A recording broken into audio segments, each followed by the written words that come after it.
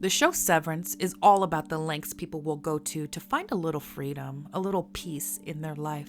It mirrors today's world where corporations profit off the labor of workers who often feel trapped in these soul-crushing jobs. Lumon Industries takes this exploitation to the extreme, hiding the true purpose of their severance implant under the guise of the ultimate product for work-life balance. The show raises ethical questions about free will, consent, and how far we're willing to go for comfort, even if it means sacrificing control or ignoring painful truths. Let's break it down.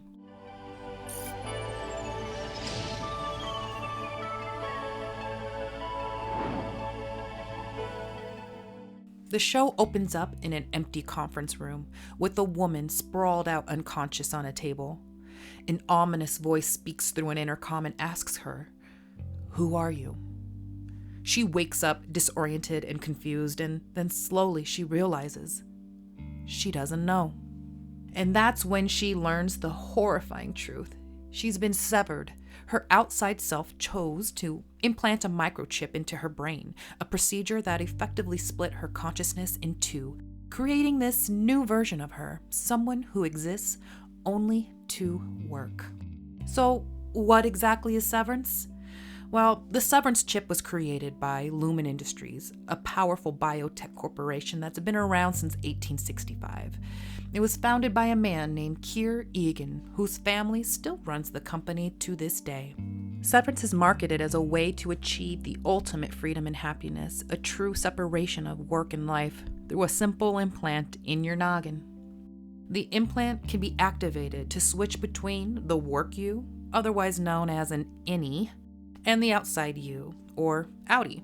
The Innie is sort of a born-again version of you. All personal memories like childhood and family are erased, while still maintaining everyday general knowledge like what country you're in and how to work a vending machine. You get the idea.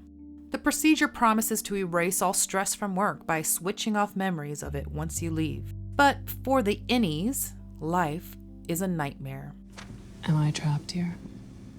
They're born into a prison where they only know work, trapped in an endless cycle of labor, which begs to question the ethical and moral implications of becoming severed.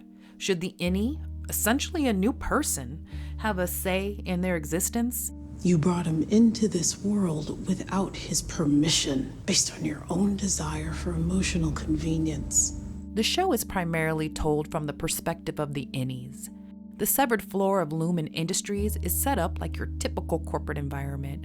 Your basic cookie-cutter cubicles, cold and uninviting decor, outdated computers and office tools, and a policy and procedures for every little thing. And, as it turns out, the Innies don't actually know what the hell it is they're working on down there. We sense what's eels, and then we tell the probes what to blow up. This is the leading theory? Now, Irv thinks we're cutting swear words out of movies. We're first introduced to the Macrodata Refinement department. First, there's our main protagonist, Mark S., an alcoholic on the outside who chose to sever because of the loss of his wife. Then you have Dylan. He doesn't take things too seriously. He likes to gossip and come up with little conspiracies about their Outties and the real purpose that they're there.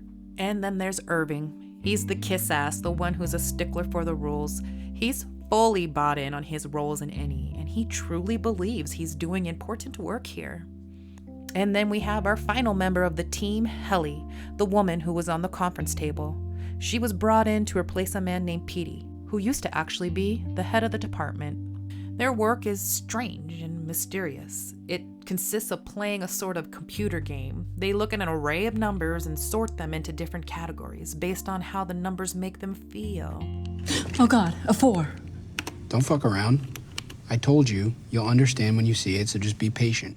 Weird as hell, right? And it really doesn't seem real. There are different theories on what the hell they're actually doing, and this remains one of the biggest mysteries of season 1. And what's work without a boss, right? And so we are introduced to our administrative team, all with mysterious motivations, but seemingly fully bought in, worshipping the founder of Lumon Industries. There's Mr. Milchek, the direct supervisor of our Innies, Mr. Grainer, the head of security, and of course Miss Cobell, the head of the severed floor. The scariest thing about these three, they are not severed. They have chosen to devote their lives to doing Lumon's dirty work. On the outside, we find that Miss Cobell lives right next door to our man Mark, pretending to be this quirky, nosy widow named Mrs. Selvig. The severed administration takes orders from a mysterious secret board. We don't know who or how many people they are, and they only communicate through an intermediary or intercom. As the story unfolds, we find out more about Lumon Industries' cult-like environment. The Innies are indoctrinated into the company's culture. If you ever worked in a corporate setting, this will sound all too familiar. And at Lumon, they take that shit to a whole nother level. The Innies are told, we are all part of a family. They're even told they're Kier's children. This great and consecrated power that I hope to pass on to all of you, my children.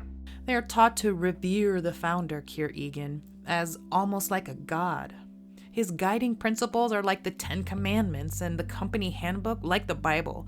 They are constantly reminded of their company pillars, quoting from the handbook and principles like scripture and church. And they are told their company is doing important work for the betterment of humanity, work that will save the world. Our Innies are also emotionally and psychologically manipulated by Lumon Industries. They are treated like children, rewarded with stupid toys and trinkets for a job well done, like getting a gold star. They can also win an office party with melons, dancing, and the ultimate prize, a waffle party. However, whenever they break the rules or do something management doesn't like, they are punished with a time out, being sent to the Breakroom, where they are forced to repeat an apology. Kind of like Bart Simpson on the chalkboard, but really almost like a prayer. Forgive me for the harm I've caused this world. None may atone for my actions but me. Over and over and over until they are so broken down emotionally that they start to believe what they are forced to say. An effective deterrent from bad behavior. And then there's the wellness room, used to manipulate our Innie's behavior through carefully curated information. Here we meet Miss Casey, who leads the wellness sessions. She dangles bits of information about their Outties, insignificant facts that play on the Innie's deep desire to know more. Your Outie values water. A photo of your Outie with a trophy was once in a newspaper. The Innies are also constantly surveilled, or at least made to believe they are. The system at Lumon mirrors the famous Panopticon, an architectural concept from the 18th century, designed to enforce a self-governance through the mere threat of observation. Imagine, if you will, a prison with a central guard tower surrounded by the cells. Although there might only be one guard in the tower, the prisoners can never be certain whether or not they're being watched at any given moment. This uncertainty forces them to behave as if they were always under surveillance, effectively policing themselves. Lumon also uses deception, with both outright lies and withholding the truth, as we see with Mark after he's assaulted by Helly, yet he's told he just had an accident at work. We also later learn that Lumon has concealed the fact that the Severance chip isn't only spatially activated by crossing the boundary of the office, but that they have additional controls to activate the chip whenever they want. The Innies have no choice but to obey, and in most cases, eventually they will drink the Kool-Aid, so to speak. Season 1 begins at the start of a rebellion, following our Innies as the seeds of doubt start to grow in their minds, leading them to question and push back on their forced existence. Life takes a turn for Outie Mark when former head of Macrodata Refinement Petey shows up to him on the outside, claiming they were best friends working together at Lumon. Petey gets Mark to take a look at the deeper implications of the Severance implant and really reflect on how he's managing the grief of losing his wife. Petey tells Mark that he has reintegrated his Innie and Outie memories, that he needed to know what they were really doing down there and why. He ends up getting severe symptoms from the reintegration process. Bloody noses, hallucinating, seeing past memories real time, just straight up his brain having a meltdown, which ultimately leads to his death. But before he died, Petey left a map of the severed floor, as well as a cell phone for Outie Mark. Meanwhile, Innie Mark starts to get defiant and suspicious of his leaders when his best friend Petey just up and disappears. No going away party, no warning, no nothing. Mark is promoted to lead of Macrodata Refinement, likely as a distraction, another manipulation tactic to keep him from asking questions. And so both Innie and Outie Mark are starting to wake up, noticing things that just don't sit right about Lumon and this whole severance procedure. And along with him, his fellow team members are starting to open their eyes as well. Our newest Innie, Helly, refuses to accept her fate at Lumon. She is constantly trying to escape and subtly influencing her peers to realize the hell they are trapped in. Guess this is the part where I should tell you to go to hell, except you're already here. While our loyal employee, Irving, starts a relationship with a member of another department, Bert, the head of optics and design. Together, they start to realize the hypocrisy and unfairness of their lives here too. With the help of Dylan, they uncover that Lumon has been manipulating them by fueling these weird rumors of a battle that happened between their departments ages ago, literally painting each side as monsters, people to be afraid and cautious of. Irving and Bert also start to question why the founder himself met his love at work, yet their love is forbidden. Irving reaches his breaking point when Bert's Outie suddenly decides to retire, igniting a deep rage as the love he cherished is suddenly ripped away from him. And for Dylan, a switch flips when he unexpectedly encounters his Outie's son, triggering a profound pain over the father-son bond he'll never get to experience. Innie Dylan stole some sort of instructional flashcard from the O&D department, and Mr. Milchek found out after reviewing security footage. Apparently, this item was important enough for Mr. Milchek to activate Innie Dylan in the outside world to find out where the stolen item was hidden. Dylan finds out this is called the overtime contingency, and he is pissed to learn that Lumon has this type of control. I don't know why Milchek did this. Maybe he didn't want Cobell to know he slipped up by letting Dylan steal the item, or maybe he knew this would lead to Cobell's firing and his promotion. Either way, it sparked something in Dylan. He found out he had a son in the outside world, and this emboldens him to want to take action against his oppressors. The Innie's awakening is further fueled by a contraband book from the outside world called The You Are. The book challenges the Egan ideology and exposes how Lumon is dehumanizing them. And as it turns out, the book is a self-help book written by Outie Mark's pretentious yuppie brother-in-law, Ricken. Ricken left a copy of his self-help book on Mark's doorstep, but it was intercepted by Cobell and Milchek, who accidentally left it unattended in the office. While the book is corny as hell and self-righteous to Outie Mark, for Innie Mark, it's life-changing, inspirational work. Bullies are nothing but bull and lies. Driving his sense of self-worth and autonomy as a human, not just a worker. Should you find yourself contorting to fit a system, dear reader, ask if it's truly you that must change, or the system. While the Innies are facing their awakening, on the outside, Mark decides to dig deeper into Petey's death and find out who facilitated his reintegration.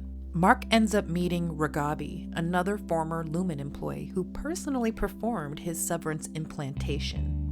But before we can really get anywhere with her, Mr. Grainer, the head of security, shows up to put a stop to Reghabi. Unfortunately for him, he gets whacked, and Reghabi gives Grainer's security badge to Mark to bring to his Innie. And so everyone is ready to fucking riot. Let's burn this place to the ground. The Innies devise a plan to activate the overtime contingency so they can alert the outside world to the horrors Lumon has imposed upon them. They use Grainer's badge to access the security room, and Dylan volunteers to stay behind and work the controls. When Dylan activates the Innies on the outside world, it's revealed that Irving's Outie appears to be investigating Lumon, with articles and listings of people who have been severed. He has what looks like hundreds of the same black paintings, dark hallways leading to an elevator. Was this the black goo that Innie Irving kept hallucinating? Perhaps a location in the Lumon building? We also find out that Helly is Helena Egan. Yeah, she is the bad guy, the daughter and presumed successor of the current CEO of Lumon, James Egan. She chose to receive a severance chip as a marketing ploy, a way to garner support for the process for her company to eventually get to Lumon's real end goal, to implant everyone in the world. Helly is at a huge marketing event for Severance when she's activated, and is supposed to be giving a speech to promote it. And Innie Mark is switched on when he is mid-hug with Miss Cobell, and soon discovers that she has been cosplaying as Mrs. Selvig this whole time, controlling his outside life as well. He also finds out that the man who wrote the book that inspired the Innies to fight against Lumon, Ricken, is his brother-in-law. But the most shocking reveal was that Mark's wife is alive and well, trapped at Lumon as Miss Casey, the wellness lady. Miss Cobell realizes Mark is Innie Mark when he calls her by Cobell instead of Selvig. She rushes to the Lumon event to try to stop Helly while calling Milchek to alert him about Dylan activating the contingency protocol. And so, the season ends as Milchek deactivates the Innies. Right before they're switched off, though, we see that Irving used the information his Outie had on severed employees to find Bert's home, and he goes pounding on Bert's door. Helly is being dragged off stage after proclaiming the Severance program as a lie, and the Innies are being tortured. And finally, we see Mark yelling to his sister. She's alive about his wife, Miss Casey. We have a lot to look forward to with season 2 of Severance. There's definitely a few burning unanswered questions like how the hell did Mark's wife get into this mess and what the hell is it they're actually doing down there on the severed floor? And I'm sure we will see them expand on the moral and philosophical questions Severance poses, like free will and consent, nature versus nurture, and cognitive dissonance. If you enjoyed this video, please consider throwing a like. I'd also love to hear your thoughts and theories, so comment below. I plan to do more episode breakdowns and theories about Severance, so make sure you hit that subscribe button so you don't miss out. Until next time, toodles!